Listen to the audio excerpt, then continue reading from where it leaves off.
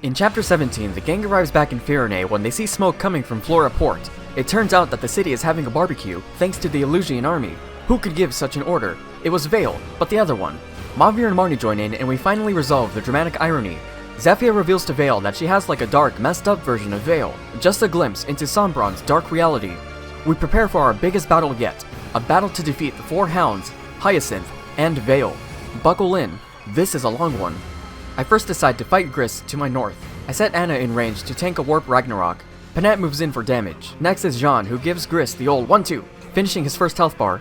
Anna retaliates with Thoron. Fogado forgoes his 4-range advantage by attacking from 2 tiles away. Louis uses a spear hit to defeat Gris. First one down.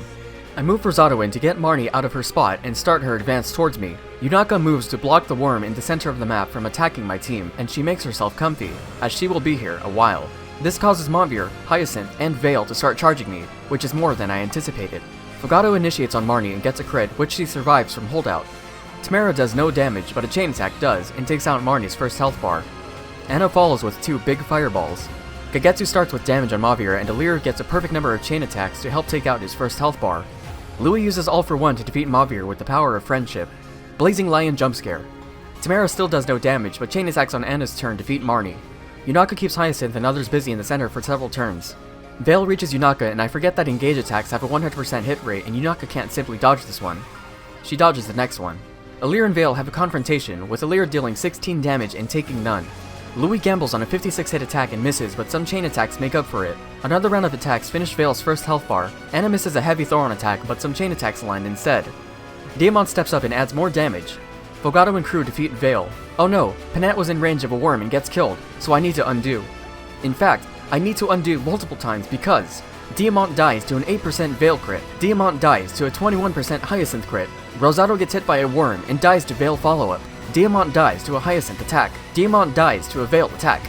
I'm starting to think that Diamant isn't actually good. Anna and crew relaunch their attack on Vale, who gets a crit but only does 15 damage with it since Anna has high resistance. Fogado uses a back at you proc to finally defeat Vale. Fogado decides to save and undo, and importantly, dodges an 86 hit attack that would have killed him, and damages Hyacinth to flex on him. And Astrostorm is able to safely tack on extra damage, and Goldberry takes 0 damage thanks to her massive defenses. Chain attacks set up a perfect attack from Rosado that defeats Hyacinth. I line up my army outside of Zephyr's range and prepare to finally engage her. I line up my units in a way that Zephyr will prioritize overriding in a specific place, and will trap herself in the middle of my army.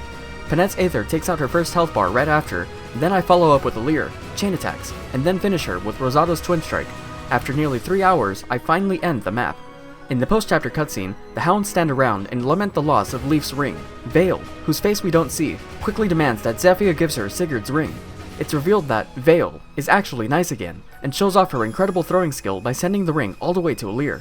For her troubles, Zephyr makes the screen fade to black because slaps are too complicated to do in dialogue cutscenes. Sigurd and Leaf are relieved to join back, and Alir is relieved Louis has his 12 movement range back.